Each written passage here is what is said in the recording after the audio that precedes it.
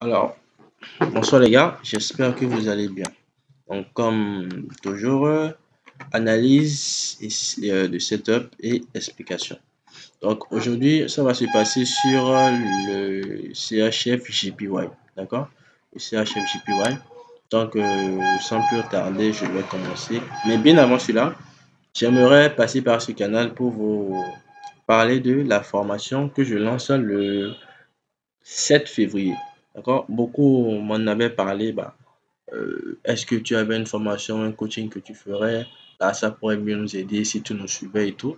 Donc, face à ces nombreuses plaintes, d'accord, j'ai dû programmer une formation.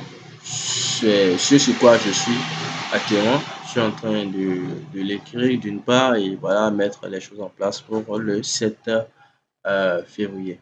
D'accord? Pour le 7 février. Donc, voilà. J'espère que vous serez nombreux à venir hein, parce que ce serait vraiment euh, quelque chose de vraiment fort. D'accord? Mais la place serait limitée à 25 personnes. Donc, si c'est que tu vois la vidéo aujourd'hui, aujourd'hui c'est quand déjà? Voilà, si c'est que tu vois la vidéo ce 8 janvier, c'est qu'il reste encore 22 places de libre par rapport à la formation. Donc, presse-toi de venir si c'est que ça t'intéresse vraiment. Alors, voilà, je vais donc commencer. Bien, voilà de retour. Euh, le CHF JPY. Donc, je vais commencer par là. Alors, ici, nous pouvons voir clairement que bah, voilà, le marché en tendance haussière. Hein. On dit le marché en tendance haussière, d'accord? Donc, voilà, le marché qui est ici. Voilà, là, l'impulsion, le retracement, l'impulsion, retracement, impulsion.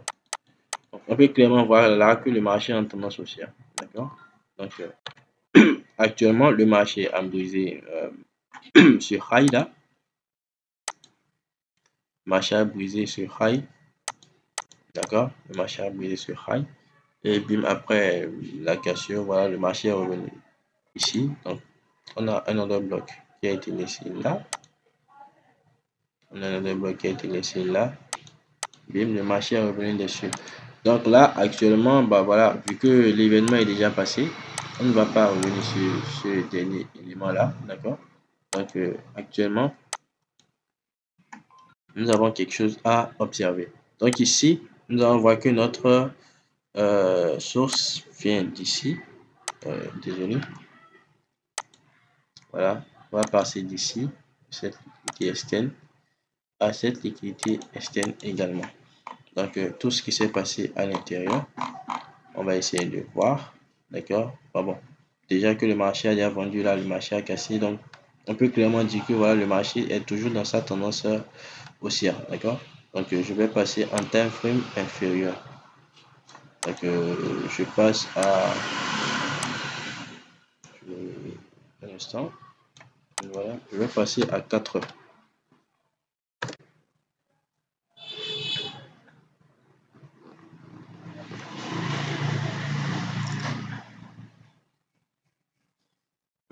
Un court instant, la connexion déconne un tout petit peu.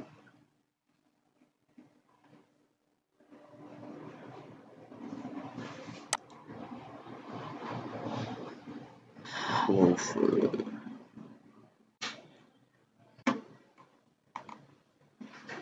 bah voilà, ok.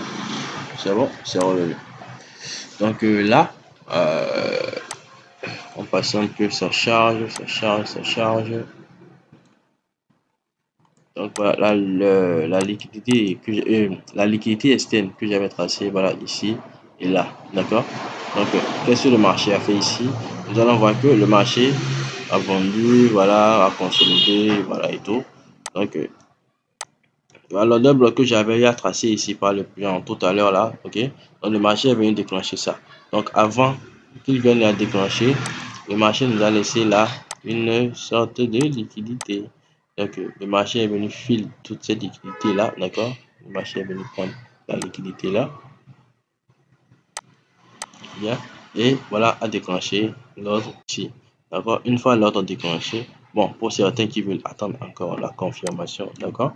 Pour ceux-là qui vont encore attendre la confirmation, donc je vais vous expliquer comment est-ce que vous aurez pu l'attendre.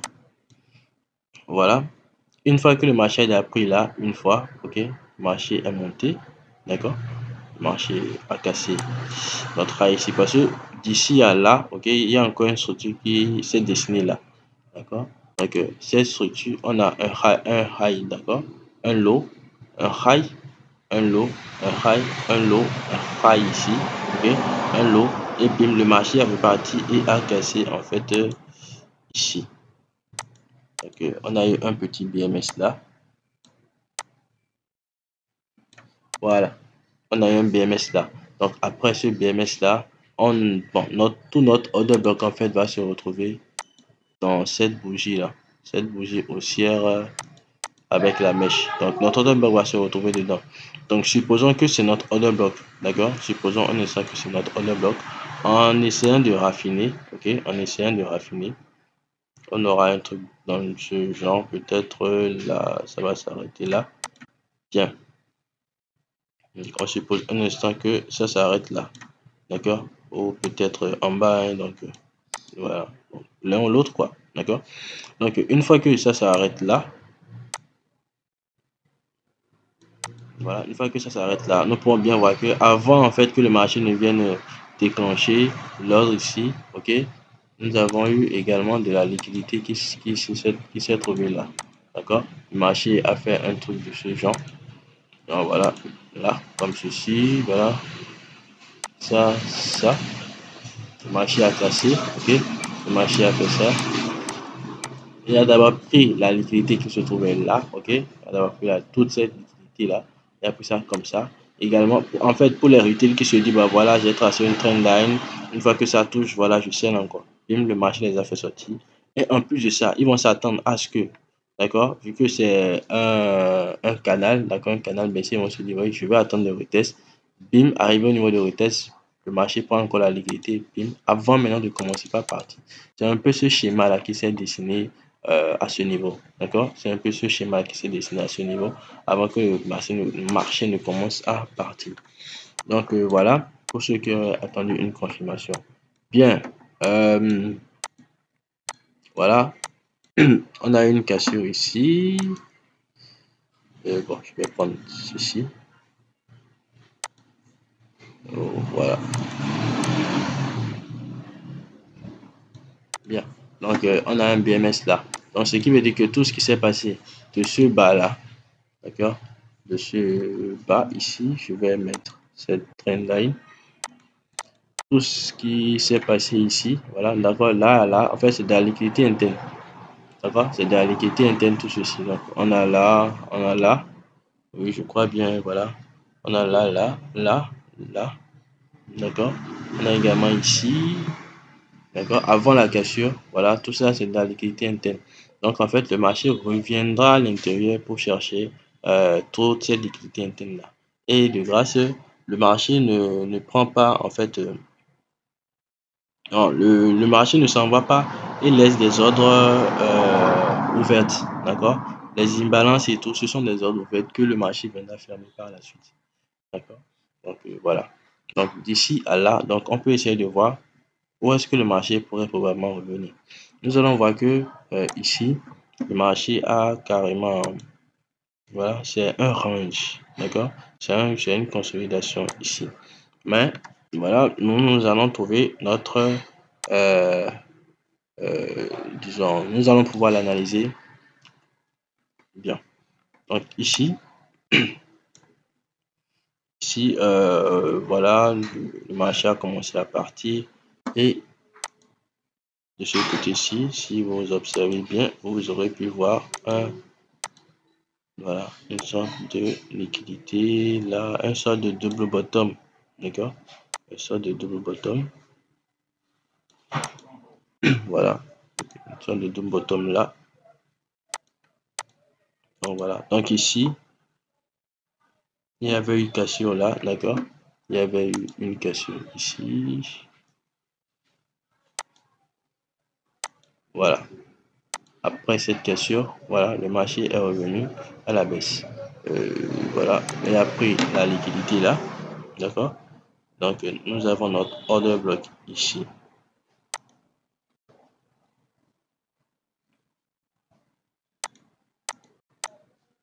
Donc voilà, notre order block est là.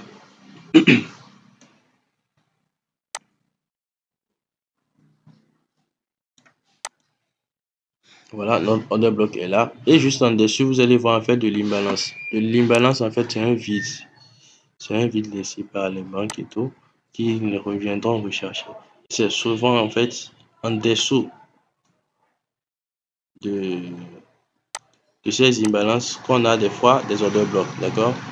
Donc c'est un peu comme ça se passe. Je vais mettre son symbole, une balance.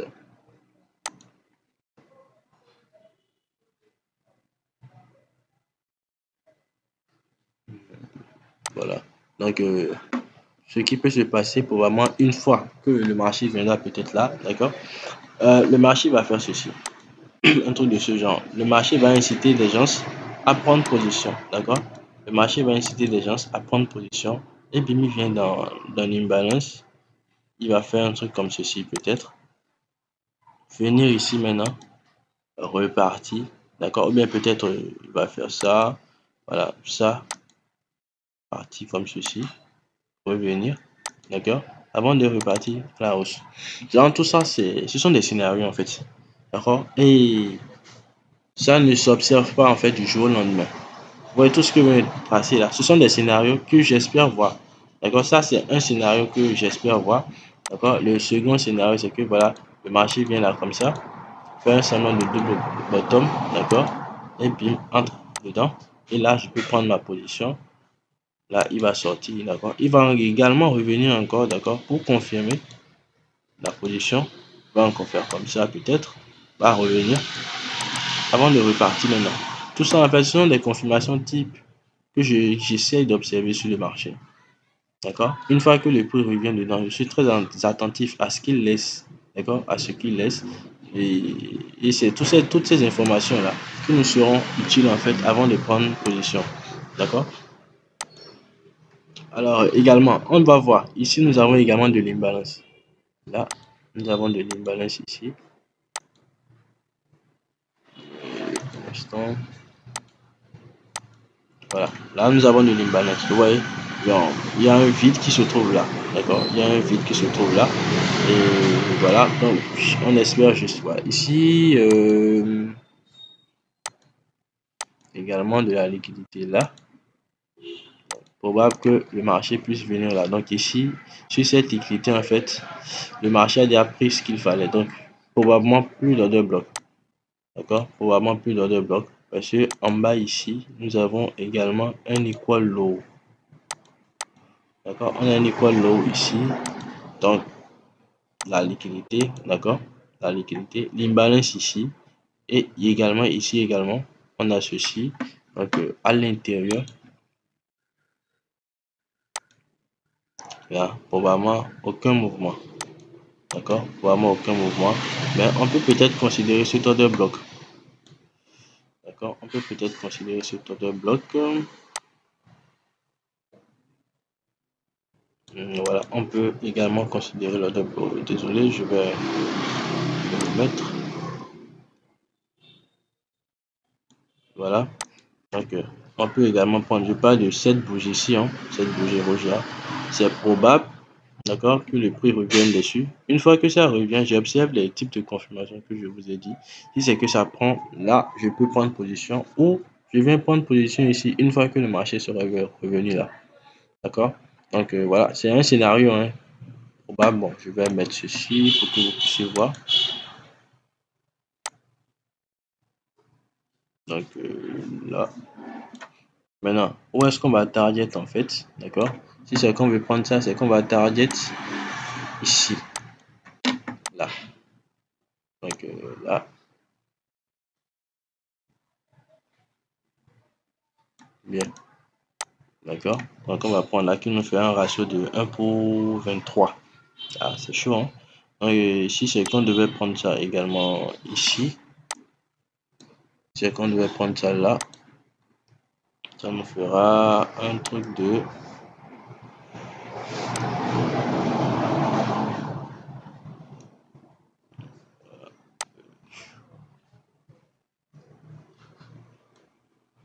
ça nous fait un ratio de 1 pour 15.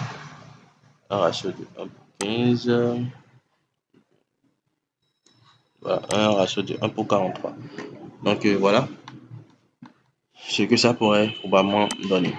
Alors actuellement, le marché est en achat, n'est-ce pas? D'accord? Le marché est en bail. Donc nous allons essayer d'analyser ici. D'accord? Nous allons essayer d'analyser là. Parce que je vois quelque chose de très intéressant là. Donc, comme je l'ai dit, la liquidité externe, j'en trace. D'accord? Ça, c'est une liquidité externe. Ça également, c'est une liquidité externe.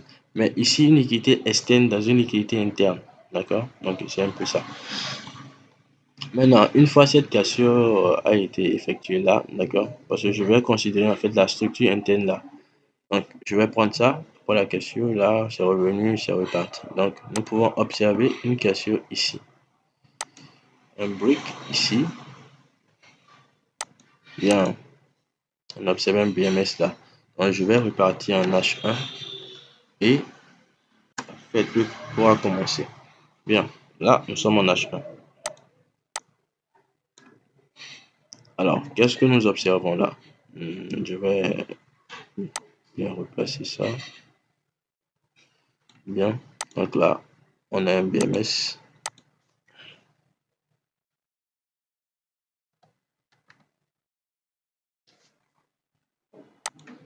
Bien, d'accord. Donc là, on a un BMS. De ce côté-ci, ouais, le marché a fait tout ça. En fait, ce sont des liquidités, comme je vous l'avais dit. D'accord. Qu'il est revenu prendre ici. D'accord. Il est revenu prendre ça là. Et avant de repartir à la hausse. Ok. Avant de repartir à la hausse.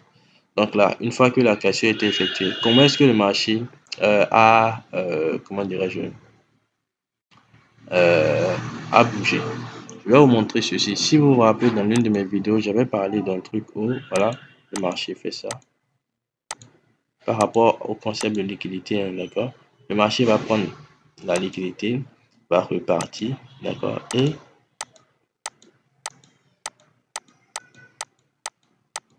donc, le marché, en fait, va revenir, bim, là, va casser la structure, revient pour tester, et bim, il repart. En fait, c'est du price action du SMC basique. D'accord? Ça, c'est du SMC très très basique. Donc en fait, c'est le même scénario en fait qui se répète ici. D'accord? Le même scénario.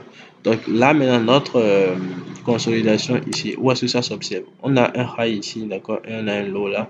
On a également un low ici et on a un high là, d'accord? Donc vu que c'est à partir d'ici qu'il y a le break, donc je vais prendre ici jusqu'à ce high là comme ma consolidation. Voilà. En fait, je vais vous montrer un truc. Si vous vous rappelez bien, en fait, en 4 heures, il y avait eu la cassure à ce voilà, exactement. Donc, la cassure s'est effectuée à ce niveau. Donc, là, on peut dire que le marché a consolidé, d'accord? Le marché a consolidé et a sorti un stop point, d'accord? Après le stop point, le marché est remonté, ok? Le marché est remonté et voilà, il a commencé à effectuer des, comment dirais-je, bon, moi je vais parler de la liquidité des trendlines hein, parce que là, pour un retail, c'est de tracer une trendline, la première chose à faire. D'accord? Pour un retail, il va tracer une trendline comme ça. Voilà, il va tracer une trendline comme ça. Voilà, donc il va se dire, lorsque le marché va casser, il va retester, voilà, il va prendre son ordre d'achat. D'accord? Donc, c'est un peu un truc comme ça. Donc, moi, je vais prendre ça pour des liquidités de trendline. Alors, on y va. Désolé. Voilà. Je vais repartir en M30, en 30 minutes. Bien. J'espère au moins que vous comprendrez ce que je suis en train de faire. Donc, ici, d'accord, le marché est monté, pim, pim, pim, voilà, voilà, c'est revenu. Et voilà, en revenant, on a des equal high ici, d'accord, on a un equal high là, également de l'equal high ici, bien, on a de l'equal high là, donc ici on peut clairement observer quelque chose, d'accord, on peut voir également ici qu'il y a un range qui s'est effectué là, donc je vais prendre ça, je vais prendre le low de mon range jusqu'au high de mon range, voilà, jusqu'au high du range. Donc là on peut clairement voir que c'est un stop print, d'accord, un stop print. Donc on s'attend à ce que voilà le prix revienne et on buy. Donc si on buy, notre target ce serait où? Voyons voir ici qu'est-ce que le marché nous a donné comme opportunité, disons comme target. Premièrement, si c'est qu'on doit target, je vais enlever ceci. Je vais enlever ça. Donc, nos différents targets, d'accord, on va prendre là comme un premier target. Deuxièmement, ici comme notre second TP, d'accord, notre second TP. Bon, voilà. Prendre d'abord les deux premiers trades là, d'accord. Si c'est que tu prends un trade, peut-être 3-4 positions, d'accord. Ton premier TP peut être là, le second là, d'accord. Maintenant, tout ce qui s'est passé ici, c'est probable que le marché puisse, d'accord, venir liquider. Il va commencer à vendre, d'accord. Donc, c'est une supposition, d'accord, c'est une supposition. On va voir ce que le marché nous donnera comme opportunité. Donc, on peut probablement prendre ici, d'accord, on peut probablement prendre ici comme notre troisième target, d'accord, notre troisième take profit. Donc, c'est au marché maintenant de nous dire qu'est-ce qu'il va, quelle opportunité nous donnera pour pouvoir prendre un sell si possible, d'accord, un sell pour pouvoir target le bas carrément. Mais pour ma part, une fois que le marché viendra ici, il va essayer de manipuler un peu. D'autant plus que ici, d'accord, il a déjà manipulé une fois là, en prenant ce order bloc là, ok. En prenant cet order bloc, le marché a manipulé là, ici, également, bien, ok. J'ai une liquidité ici, également là, d'accord. Là où se trouvent des equal high, ce sont des liquidités que le marché pourrait prendre. Donc, c'est fort probable, peut-être, d'accord, si le marché quittait ici, d'accord, et venait quelque part dans la zone ici, d'accord, c'est possible que le marché s'arrête là. Je vais tracer cette zone-ci.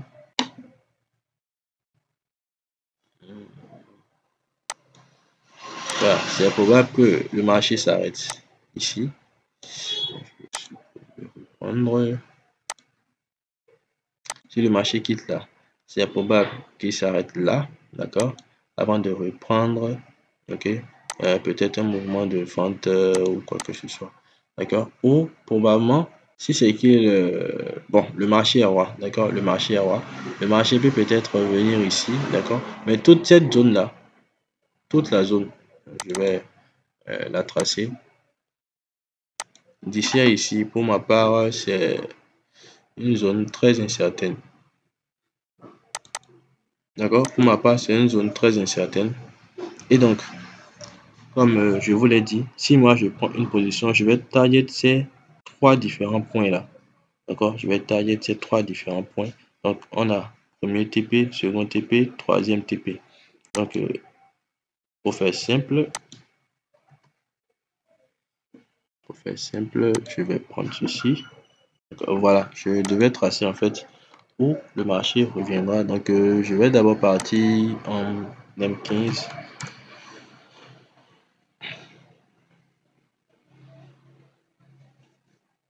En fait, le trading, c'est fâche-toche, hein. C'est pas quelque chose de aussi difficile comme ça. Mais quand tu comprends les notions, en fait, ça vient assez rapidement et fréquemment.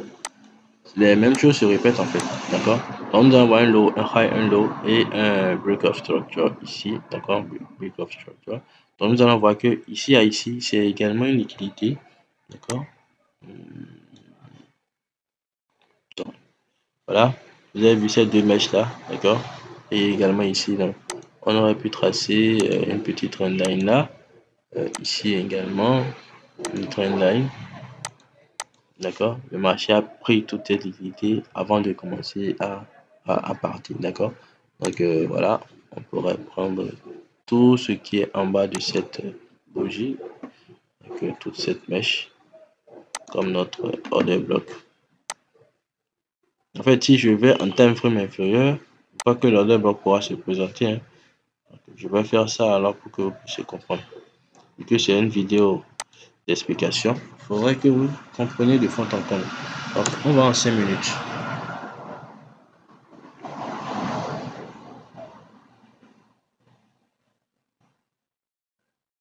Voilà. Voilà. Donc là, c'est même plus clair. C'est même plus clair. Voilà. Et notre order block se trouve là. Très clean. D'accord? Et vous allez voir qu'on a de l'imbalance ici. Et vous allez voir également que nous avons de la liquidité ici. Chose parfaite, le marché viendra bel et bien là euh, pour pouvoir déclencher son ordre. D'accord? Donc, le marché monte, descend, monte, descend, monte, descend, donc un peu indécis. Donc,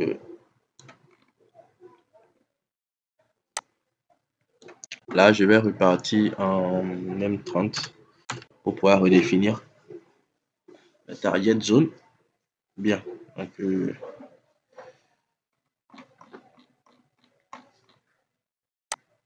voilà. Je vais augmenter la taille. Bien. Donc, ici, je vais prendre mon ordre là. D'accord? Si quelqu'un prend son ordre là, ok. Voilà, si quelqu'un prend son ordre là, premier target c'est là.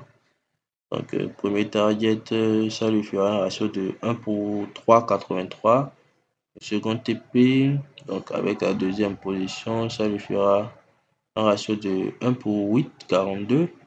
Et le troisième TP, ça lui fera un ratio de 1 pour 13. Donc, voilà, ça lui fait un ratio de 1 pour 13. Donc, si quelqu'un prend cette position-là, bah, voilà, c'est carré, hein, c'est soft. Donc, pour ma part, je vais peut-être observer ça à partir de demain soir, hein, demain soir. Mais probablement, c'est probablement le lundi que le marché va pouvoir, disons, atteindre ce niveau peut-être, hein, mais ça reste à voir. Donc, ce serait une paire à surveiller en fait, d'accord? Donc, voilà un peu ce que je voulais vous expliquer sur le CHF JPY. J'espère, d'accord, que ça vous aurait beaucoup aidé et je suis ouvert à toutes vos questions. D'accord? Je suis ouvert à toutes vos questions. Le lien du canal serait en description et je vais le mettre également ici.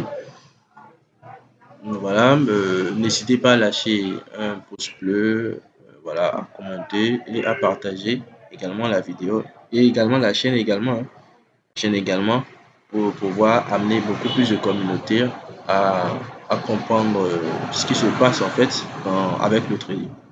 D'accord? Par rapport à la formation, je reviens dessus.